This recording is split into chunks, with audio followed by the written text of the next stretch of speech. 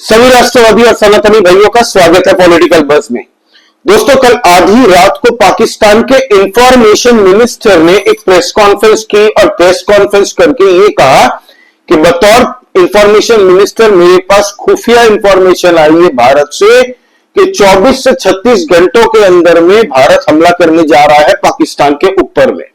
अब आधी रात को प्रेस कॉन्फ्रेंस करते हैं पाकिस्तान के मिनिस्टर्स, तो इससे आप अंदाजा लगा सकते हैं कि किस तरीके से पूरे पाकिस्तान की फटी हुई है इस हाल में।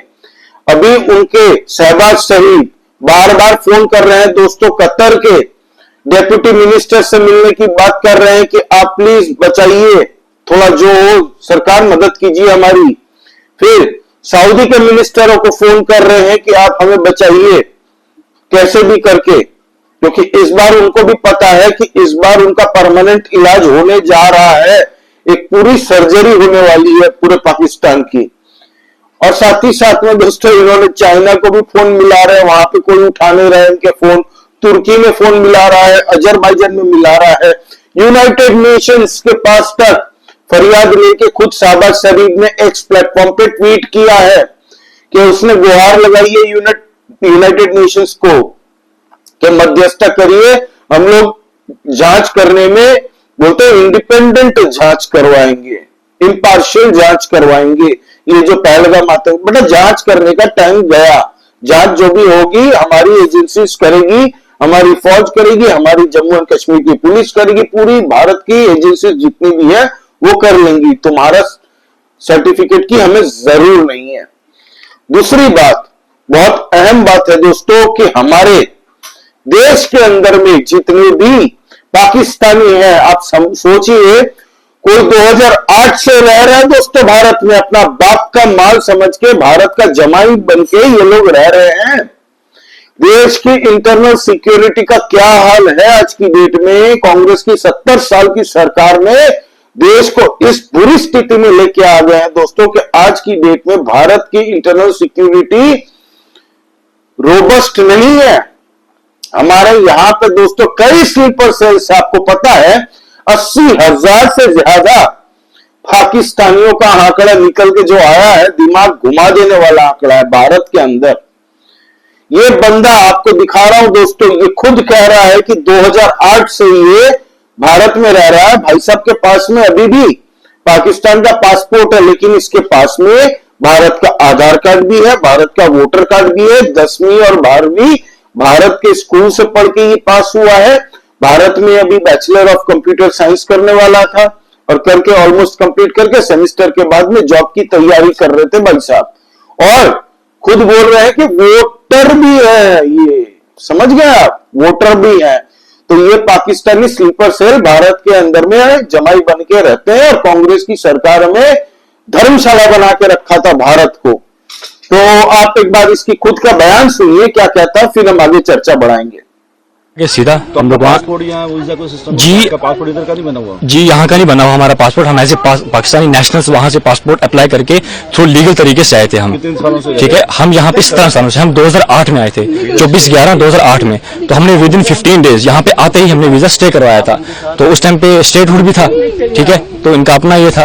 तो उसके बाद अचानक से ये सब चीज होना समझ नहीं आ रही, कैसे करेंगे। क्या करना चाहिए सरकार से मैं यही अपील करूंगा, देखो सबसे पहले तो प्रैक्टिकली होकर सोचा जाए, ठीक है। सबसे पहले ये सरकार से मैं अपील करूंगा कि आप कुछ टाइम की मोहलत दे दें, कुछ हल निकालें, कुछ टाइम की मोहलत दे दें। अब जो फैमिलीज यहाँ पे पिछले 20-30 सालों से रह रही हैं, हमने वोट भी कास्ट किया, हमारे हर एक डॉक्यूमेंट्स यहाँ के बने, आधार कार्ड है, इलेक्शन कार्ड है, राशन कार्ड है, हमारा डोमिसाइल है मेरी यहाँ की, बाकी सारे डॉक्यूमेंट्स मेरे बने। अब मैं यहाँ से कहाँ जाऊंगा?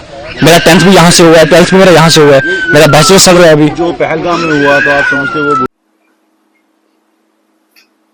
सुना आपने दोस्तों, तो ये हाल है। अब दोस्तों हर एक पाकिस्तानी जो 20-20, 25-25, 30-30 साल से भारत में रह रहे थे, इन सबको खदेड़ के निकाला जा रहा है। और जो आपको पता है ना, हमारी मीडिया चैनल, ये मानक गुप्ता का चैनल जो न्यूज़ 24 है, वो खाली सीमा हैदर के घर के बाहर में गद्दा लेके सुलाते हैं अपने जर्नलिस्ट को कि भाई खाली इनका इंटरव्यू लेते रहो, जैसे एक ही पाकिस्तानी भारत के अंदर में है। सीमा हैदर को भी 3 दिन का टाइम दिया कि निकल यहां से, भाग यहां से।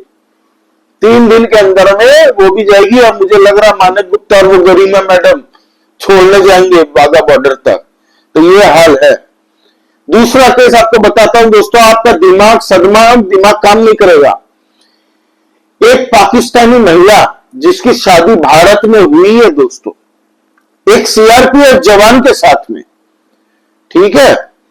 अब कई सालों से यहां पे रह रही है, लॉन्ग टर्म वीजा की भी उन्होंने अप्लाई की थी कि लॉन्ग टर्म स्टे हमें करने दीजिए भारत में। अब वो भी जा रही है अतारी बॉर्डर से, वहां पे उनको पाकिस्तान भेजने का ऐलान कर दिया।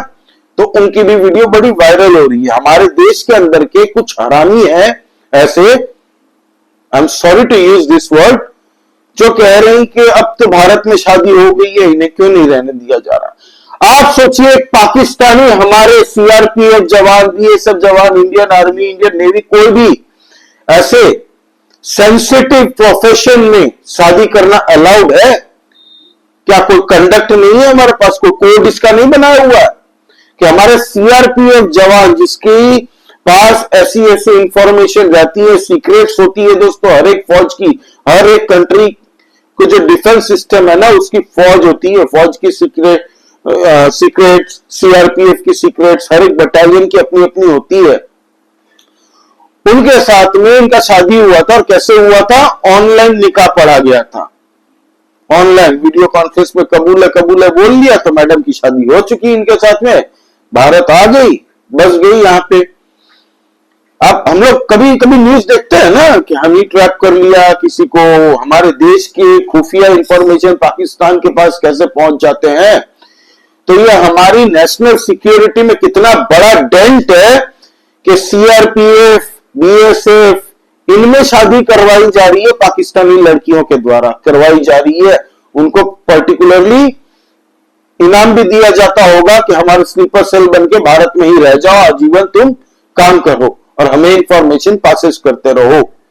तो ये हमारी नेशनल सिक्योरिटी बड़ा सीरियस कंसर्न है दोस्तों।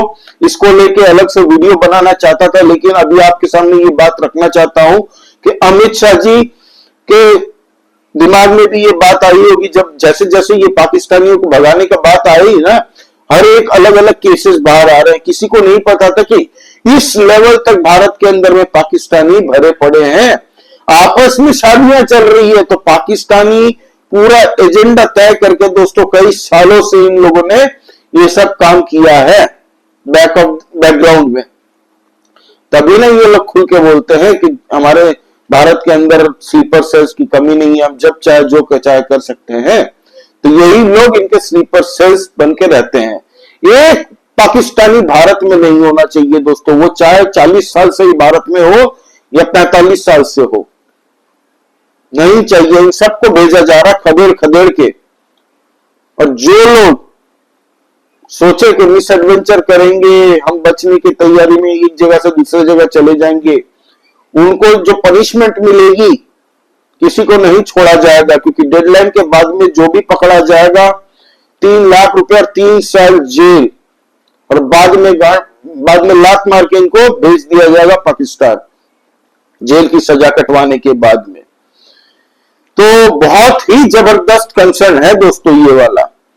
अब दोस्तों पाकिस्तान और भारत की एलओसी में क्या चल रहा है, इस पे एक बात कर लेते हैं दोस्तों। एलओसी के अंदर में कई ऐसी जगह है दोस्तों जहां पे जम्मू, अखनूर, ये सब जगह पे पाकिस्तानी सोल्जरों ने दोस्तों सीज फायर करार तोड़ के प्रोवोक करने के चक्कर में दोस्तों फायरिंग कर दी। सोचिए, उन्होंने सीज फायर तोड़ा है, भारतीय सेना शांति से बैठी है बॉर्डर पे, लेकिन उन लोगों ने गोलीबारी अचानक से चालू कर दी दोस्तों। इस तरीके से हॉस्टाइल फायरिंग की है उन लोगों ने कि भारतीय सेना को फिर जवाब देगी, भाई सीज फायर तुम लोग तोड़ोगे, उसके बाद में भारतीय फौज तो छोड़ेगी नहीं तुम लोगों को। तो पाकिस्तान में अभी आपको पता है 2-3 दिन पहले बाढ़ आई थी, उस बाढ़ के चलते आज की डेट में पाकिस्तानी फौजी लोग वहां पे टैंक भी नहीं ले जा सकते जेट से। समझ रहे हैं गेम? तो मोदी जी ने पाकिस्तान को लेके फुल फ्लेजेड ग्रीन सिग्नल दे दिया है हमारी नेवी, एयरफोर्स, फौज, पूरे सीडीएस को कि आपको जो करना है आप करिए, बाकी जो प्रेशर है, विदेशी प्रेशर, ये सब आपको क्या रिसोर्सेस चाहिए बताओ, और जितने भी प्रेशर आएंगे वो मैं देख लूंगा। आप लोगों को full fledged go ahead signal दे दिया मोदी जी ने। तो पूरे पाकिस्तान की नींद कल रात को क्यों उड़ी हुई थी सबको पता है। 4 दिन से ये लोग जगे ही हुए हैं कि अब हो कब हो पता नहीं है इनको। जब भी होगा इनको ऐसा ठोका जाएगा कि इनको भी पता नहीं चलेगा हुआ क्या इनके साथ में। दोस्तों, सियालकोट में, पाकिस्तान का एक रीजन है दोस्तों सियालकोट, तो सियालकोट के अंदर में पाकिस्तान अपना पूरा रेडार सिस्टम, सारी मशीनरी वहां पे शिफ्ट कर रहा है आज की डेट में। और पाकिस्तान के अंदर के लोग वहां पे प्रोटेस्ट कर रहे हैं उनकी फौज के खिलाफ। उनकी फौज को सोशल मीडिया में भी लोग गालियां दे रहे हैं। आप देख सकते हैं ये पाकिस्तानियों का अकाउंट है। मैं एक दो दिखाऊंगा, ऐसे दिखाने जाऊंगा तो दोस्तों हजारों है। एक दो आप खाली देखिए, आपको आइडिया हो जाएगा कि अपनी फौज को गालियां दे रहे हैं कि ये सब किराया उनके फौज का है। उनके भ्रष्ट फौज ने पाकिस्तानियों की ये हालत की है, पूरे पाकिस्तान को फूंक मारा। और अब जो होने वाला, भारत हमला करने वाला है, इससे पूरे पाकिस्तानी आवाम डरी हुई है आज की डेट में, और डरना भी चाहिए। एक भी पाकिस्तानी भारत के अंदर में नहीं दिखना चाहिए। ये इलीगल बांग्लादेशियों का इलाज शुरू हो चुका है। कल मैंने वीडियो बनाई थी, आप वो वीडियो जाके देख सकते हैं कि गुजरात के अंदर में क्या किया था। तो ये है दोस्तों, आधी रात को इनके इंफॉर्मेशन मिनिस्टर प्रेस कॉन्फ्रेंस करते हैं। शहबाज शरीफ कल रात भर नहीं सोए, क्योंकि अमेरिका में दिन होता है, तो रात भर नहीं सोए, टेलीफोन के पास में हेलो हेलो कर रहे थे। वहां पे कोई फोन उठाने को तैयार है नहीं। हालांकि मार्को रूबियो, आपको पता है, मार्को रूबियो ने कहा कि हम भारत और पाकिस्तान के हमारे जो काउंटर पार्ट्स हैं उनसे अपील करते हैं कि थोड़ा हौले रखिए और थोड़ा शांति से। ये सब करना पड़ता है अमेरिका को भी, वो अमेरिका सुपर पावर है भाई। हर एक कंट्री जानती है ये बात कि अमेरिका का अगर रहने से बोलता है तो कुछ सीरियस होगा, लेकिन उसको भी बोलना पड़ता है कि चलो ठीक है, पाकिस्तान बोल रहा, कल को हमें उसके भी काम पड़ेगा, और उसको काम पड़ेगा बहुत जल्द। ईरान के ऊपर ऑपरेशन करने के लिए पाकिस्तान की जरूरत पड़ेगी अमेरिका को, तो इसलिए दिखाने के लिए वो करना पड़ता है। लेकिन सबको पता है कि हर एक कंट्री आज की डेट में भारत के साथ में है, पाकिस्तान के साथ में कोई नहीं है, सिवाय अजरबैजान, सिवाय तुर्की, सिवाय चाइना। ये 3 कंट्री है, और चौथा एक कंट्री अगर मान ले जो बैलेंस खेल रहा है लेकिन दिल से पाकिस्तान के साथ में, वो है कतर। तो ये 4 कंट्री है दोस्तों जो पाकिस्तान को मॉरली सपोर्ट दे सकता है, क्योंकि जब युद्ध हो रहा है भारत के खिलाफ, कोई भी रिस्क नहीं लेगा बीच में पड़ने का। और क्योंकि एक और रीजन है कि पूरा world, Israel, America, Russia, Britain, पूरा यूरोप, सब कोई आज की डेट में भारत के साथ में है। तो इसीलिए कोई बीच में अपनी लंगड़ी नहीं लगाने जाएगा, क्योंकि उसको पता है कि लंगड़ी लगाएगा तो पांव ही उखड़ जाएगा उसका। तो ये थी दोस्तों बहुत ही इंपॉर्टेंट, अहम आपके अपडेट देनी थी। तो आप प्लीज कमेंट करके बताइए, ये जो पाकिस्तानी ऐसे हमारे देश के अंदर में है, इनका क्या किया जाए? इनको लात मार के भगाया जाना चाहिए कि नहीं? आप प्लीज कमेंट करके बताइए। लाइक कीजिए इस वीडियो को दोस्तों, एंड प्लीज सब्सक्राइब। कोई भी नई अपडेट आती है दोस्तों आप लोगों से शेयर करूंगा। जय हिंद, जय हिंद, श्री राम, वंदे मातरम।